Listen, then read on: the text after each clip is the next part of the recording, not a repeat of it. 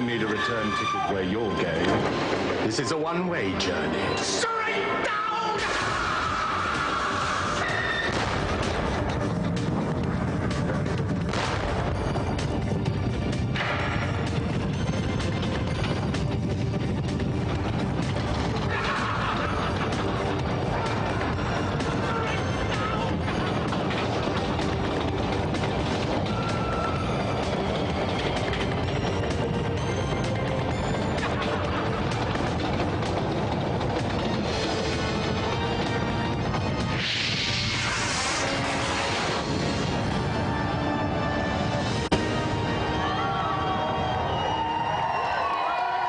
Welcome to a new series of GamesMaster. I'm Dominik Diamond, I'm back and I'm grumpy. Each week we'll select people, some of them physically attractive, others laughably ugly, and we'll invite them down here to our dark dominion, where it's gloomy, depressing, but as old age pensioners will be happy to know, the central heating is always on full. So let's go with the GamesMaster for the first challenge of this gorgeous new series. Greetings, one and all. I searched feverishly for a suitable game for our first challenge, and came to the conclusion that it could be none other than Mortal Kombat 2. The new friendship moves may please those of a more delicate constitution, but of course, no Mortal Kombat game will be complete without those sensational fatalities. I've selected 3 pairs to take part in this bloody battle of wits, and I may add just a little something extra to spice things up. So, for the first challenge, please welcome Graham Duffy, Daniel Boutros and Zen Fusion. Welcome Duff, welcome Zen, and welcome Daniel. Okay, now Duff, we'll start with you. Now, you had a bit of an unpleasant experience with a slightly dodgy import copy of Mortal Kombat 2. What happened? Yeah, I was playing as Shang Tsung and I did the backflip and he stopped halfway, and when I did the fireball, it came out of his backside. Oh, so like a Mortal Madras. Zen. Now, Zen, you actually met Duff through playing Mortal Kombat 2. Tell us about that. Well, what happened was Graham was on holiday and he was playing Mortal Kombat 2 in the arcade, and some guy come up to him and says, I bet you'll never beat Zen. So we gave him my number and here he is. And that was it? Oh, that's really nice. I feel like Cilla Black. I feel like Cilla Black about twice a week, actually, to tell you the truth.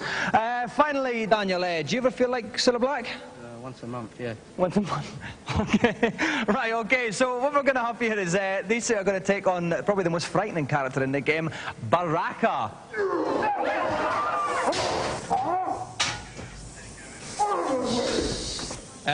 Mr. Baraka, sir, is it okay to shake your hand, Mr. Baraka, sir? Okay, lovely. Thank you for coming on. We know you're a busy man. Let's take a look at these weapons you've got there, Mr. Baraka. Look at these. That's pretty scary. Bit of a problem picking the old nose, though, I'd imagine, no? Not at all. Oh. Yes. Well, now we've established Baraka can pick his nose, we'll let Duff pick his character. Andy Hutchinson, GamesMaster's resident special move expert, is with us. Andy, we know all about your moves. What about Jax, I think it is, we've got first up here? Well, he's got 3 special moves. He's got his fireball, his ground slam, and his grab. And, of course, he's got that very special finishing move, which is the arm decapitation. Oh, well, we'll look forward to that one. So, best of luck to Baraka and Duff. Let's start the fight. Well, obviously, you see Baraka with the skull on the left-hand side, Jax in the black pants on the right. The energy bars at the top of the screen is how well they're doing. The more green they are, the more healthy they are. Baraka coming in with that interesting slice and dice move. Oh, that was a quadruple there from Jax. Slam jam, thank you, ma'am. Let's hear it for the scissor. Hey, mooling that boy. I want to see some innards on the floor. Their energy's a bit low, both of them, though. Jax probably doing slightly worse. Oh, fireball to the head there. Oh, that's it. Baraka's coming in. Could see an interesting move here. And Jax loses a few pounds there. Baraka takes the first bout. So, Baraka's beats Duff, and now it's time for Daniel to try his luck. Best of luck, Daniel. Here we go. Right, Baraka's on the left, Kung Lao on the right. You see the energy bars at the top of the screen. Up they go. Oh, lovely spinning move there, followed by a hat throw. What a great start for Kung Lao. Oh, but he jumped right into next time. Oh, right into those slice and dice. Now, this is more of a fight, Hutch, isn't it? Absolutely. We're seeing all the special moves coming into play. He's coming back strongly. And then, we saw the teleport this then. and there's a bloke with a cloak on at the back. Yeah, that's right. That's actually an Avon lady. What did Jehovah's Witness? That's right. But Kung Lao is really laying into Baraka's Baraka energy's now. low. Oh, it's got the finish through. We're going to see the special move. It's the Oh dear, there's a man in He's two minds fallen about to things. pieces. So, Daniel wins that one. Baracus has one defeat. Now it's time for Zen. Okay, best of luck, Zen. Best of luck, Baracus. Here we go for the third and final bout. So, Katana's the girl in the blue on the right. Baracus still has his skull and white grubby vest on the left. Oh, first blood to Katana there.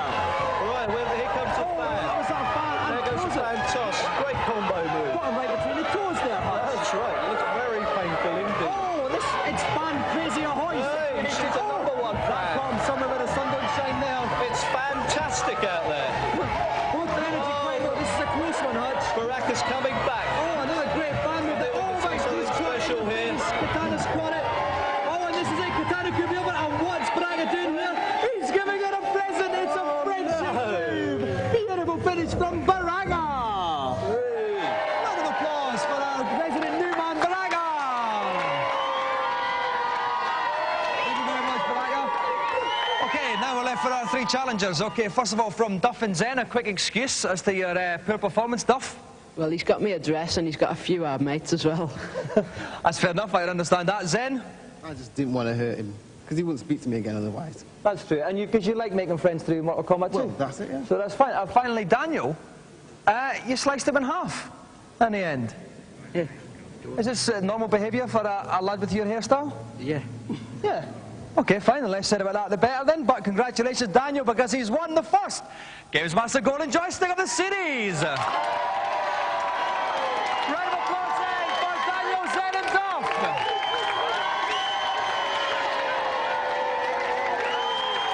Now, while our challengers argue over who can pull the most birds following their TV appearance, we'll take a look at today's reviews. If we were being harsh, we'd say that Alien v Predator was a Doom rip-off trotted out to boost flagging Jaguar sales, but we're not, so we won't. You could play three different characters. You could be an alien, a predator, or a marine. With the marine, you get tooled up with some excellent weapons, you got some great guns, and you get some really creepy moments as you walk around this rather dark and eerie space station. Walking around the space colony, you don't get to see that many aliens or predators. They're really rather spaced out, and when they do come and attack you, they're normally in groups of 3 or 4. This does tend to make for rather boring gameplay, as, you know, you're just walking around with absolutely nothing to do.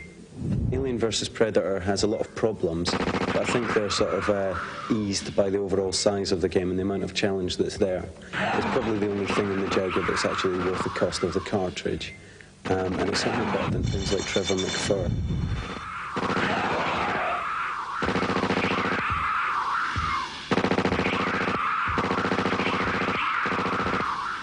Now we have the very maturely titled Balls. A few years ago I would have made some pathetic joke about this title, but I'm grown up now, you'll be pleased to hear. The characters are particularly quirky in Balls. There's ostriches, clowns, strongmen, scorpions, and they all have attack patterns and special moves that sort of relate to the kind of character they are. This works quite well, and it makes for a bit of a novelty, along with obviously the 3D aspect of the game. It's fluid, it's fast, it's like Virtua Fighter, very difficult to control, and it takes a long time to get used to it, but once you do, it's actually really good fun.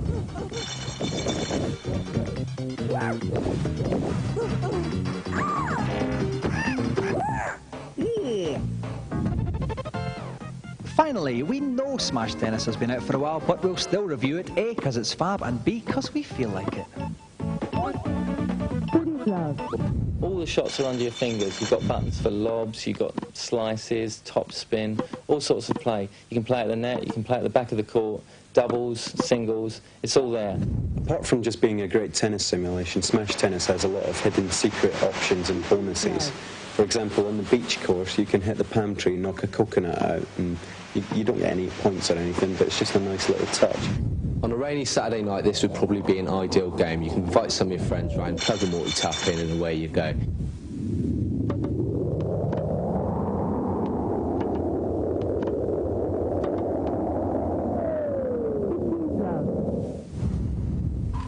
tonight's celebrity guest is just making a last-minute call to his accountant in Zurich.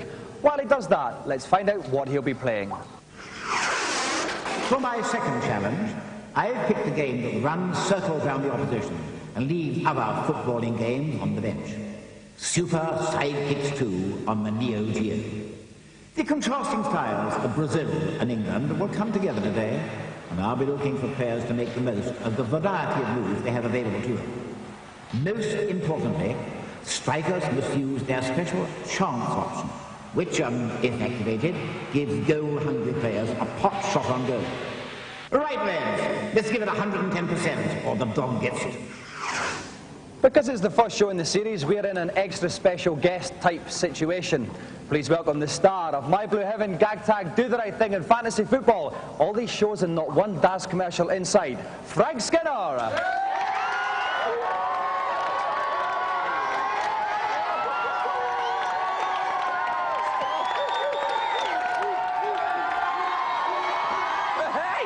Welcome, Frank. Dominic! Now, What Frank, a job. I was just... Of course, that's sort of a gothic tiswas, isn't it? I love it. Listen, Frank, I was mentioning all the shows that you're doing. Possibly the most interesting thing for me is what was it like to work with the legend that is Terry Wogan? Well, I was very excited. When I first got there, I just wanted to touch the hem of his garment, you know. But when I got used to it, he's in fact a very lovely man. And I think we could all learn a lot from him, Dominic, you know. Especially about hairpieces. Meaning what, exactly? OK, well, you'll be playing a very lovely person tonight, Frank, actually. Oh, marvellous. Please welcome Hugh Williams.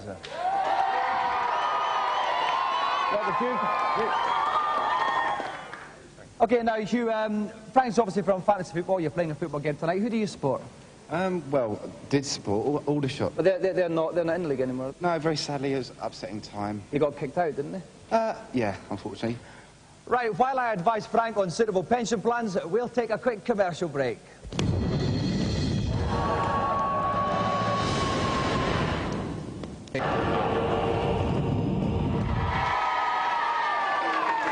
Welcome back. Our special guest tonight is Frank Skinner, star of every single TV show in Britain this year. He'll be playing against Hugh Williams, who hasn't starred in any TV shows this year apart from this one, but he is actually quite a nice bloke. Brad Burton from Amiga Action is in the dugout with me. Brad, give us some tips on what's the best way of scoring on Super Sidekicks 2. I think what you've got to do here, Dominic, is you're going to have to get hold of that ball, keep hold of that ball, and whack it in the net. That's the bottom line, really, mate.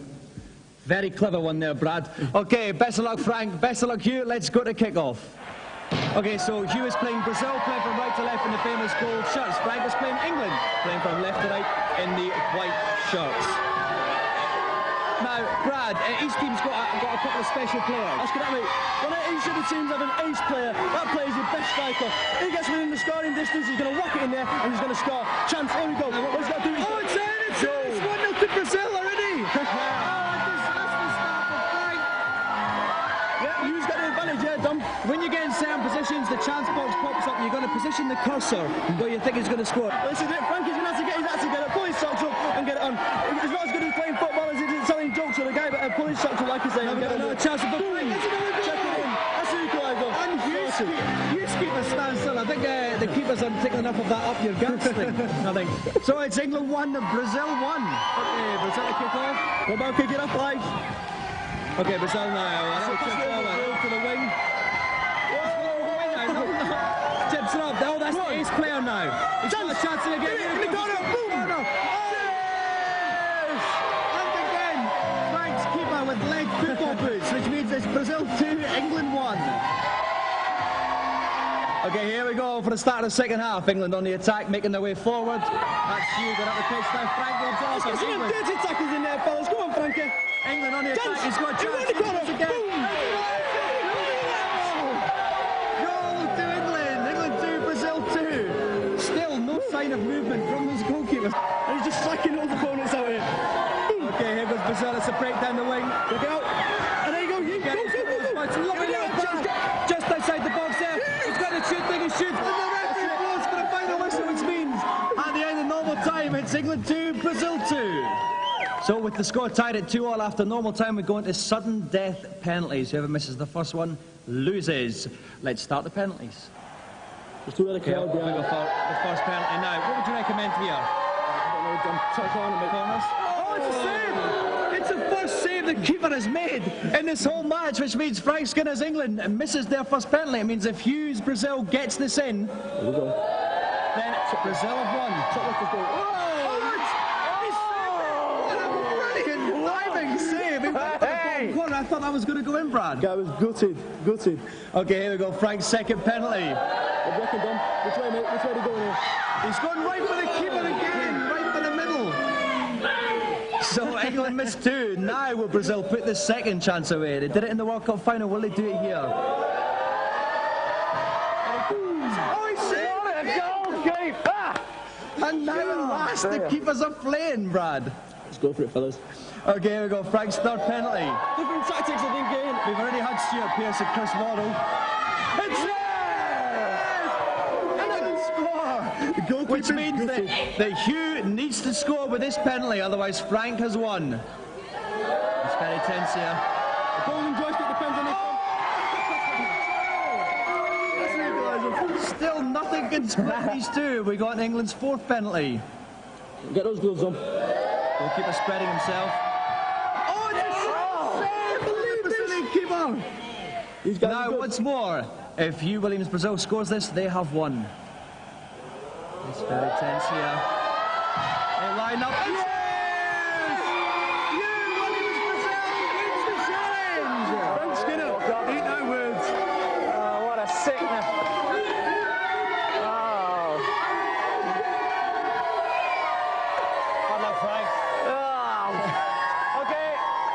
Right, now Hugh, it was very tense at the end there, penalty shootout. What was going through your mind, that final penalty? I was worried about Frank all the way along, but I knew with his comedy routine and everything else, it was just quick speed that he was relying on, and I was relying on the skill. Skill won the day. Frank?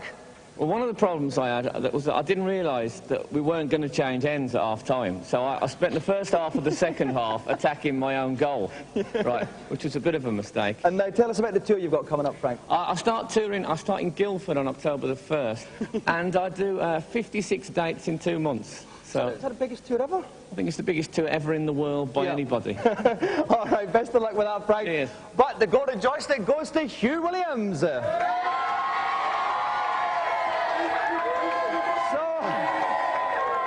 Let's have another round of applause for today's special guest, Frank Skinner. Okay, now it's time for many burning questions from Super Mario to the continued employment of Danny Baker to be answered in the consultation zone. Welcome to my consultation zone, where the lost souls among you can receive a moment's solace from your games playing anguish. Who's first for your personal attention? Hey, GamesMaster. When I'm playing Mortal Kombat 2 on the Mega Drive, I keep seeing strange characters hiding behind the trees in the Living Woods level. Who are they? The characters you see appearing are Smoke and Jade, hidden commoners that only the privileged can access. To unleash Smoke, keep an eye out for the little chap who pops up now and then, shouting toast. As soon as he appears, you must press start and down together. Instantly, you will find yourself face to face with Smoke. You can only reach Jade if you're playing a one-player game. Work your way through the battle plan until you're fighting the character preceding the mysterious question mark. Now, here's the trick. Defeat your opponent using only low kicks, and lo and behold, you'll be transported to face Jade. Any other questions on this beat-em-up gore-fest? I've heard there's a secret mode on Mortal Kombat 2 on the SNES, where you transform into a different character when you get beat. Indeed there is. Turn on your console while holding down the left and right buttons. Keep holding them, and after a few seconds you'll be greeted by the figure of Shang Tsung. Now, when you enter the game, you'll find yourself in the secret two-player tournament mode, where you can select a team of 4 players to fight with. How's that? Oh, thanks, GamesMaster. Well, that's as much help as I'm prepared to offer at the moment. See you next time. Now it's time to go back to GamesMaster to find out what tonight's final challenge is. Tonight's final challenge is on the much-awaited Classic TV Earthworm Gym.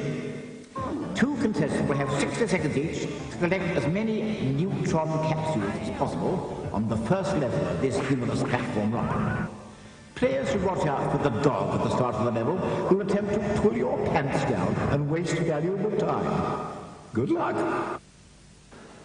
Playing Earthworm Jim tonight, we have Eddie Wheeler and Tim Diggle. Welcome, Eddie. Welcome, Tim. Okay, now, Eddie, what would you like to do in your spare time? Oh, go down to a local club, dance club.